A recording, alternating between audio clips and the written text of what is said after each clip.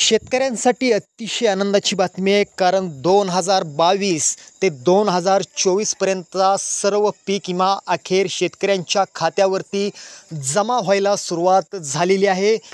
केंद्रीय कृषी मंत्री शिवराज चौहान यांच्या आदेशानंतर आज खऱ्या अर्थाने शेतकऱ्यांच्या खात्यावरती पीक विमा जमा होत आहे। राज्यातील अनेक शेतकऱ्यांना खरीप 2022 पासूनच्या वेगवेगळ्या हंगामातील भरपाई मिळालेली नाही आहे।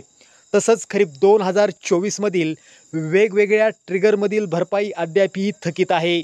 रब्बीची भरपाई शेतकऱ्यांना अद्याप देण्यात आलेली नाही आहे। मात्र आज शेतकऱ्यांच्या खात्यात ही सर्व भरपाई जमा होत असल्याचे मेसेज आता शेतकरी बांधवांना प्राप्त होत आहेत। पीक विम्याच्या भरपाई थकीत असल्याने शेतकऱ्यांनी वेळोवेळी आंदोलन केली। काही शेतकऱ्यांना खरीप 2022 पासूनची भरपाई मिळालेली नाही आहे। वेगवेगळ्या हंगामातील भरपाई काही कारणास्तव कंपन्यांनी दिलेली नाही आहे। तसेच खरीप 2024 मधील काढणी पश्चात आणि पीक कापणी प्रयोगावर आधारित भरपाईची रक्कम अनेक शेतकऱ्यांना मिळालेली नाही आहे। राज्य आणि केंद्र सरकारने विमा कंपन्यांना आवश्यक विमा हप्ता आणि अनुदान देऊनही कंपन्यांनी शेतकऱ्यांना भरपाई दिलेली नाही आहे।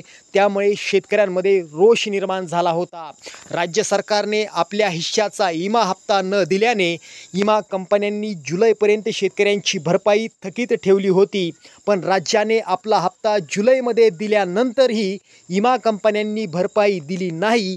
त्यामुळे आता थेट केंद्रीय कृषी मंत्री शिवराज चौहान यांनी स्वतः दखल घेत आज अखेर शेतकऱ्यांच्या खात्यावरती पीक विम्याची रक्कम या ठिकाणी जमा होत आहे। शेतकऱ्यांसाठी आजची सर्वात मोठी आणि खरी बातमी होती। व्हिडिओ आवडला असेल तर आपल्या शेतकरी बांधवांना नक्की शेअर करा।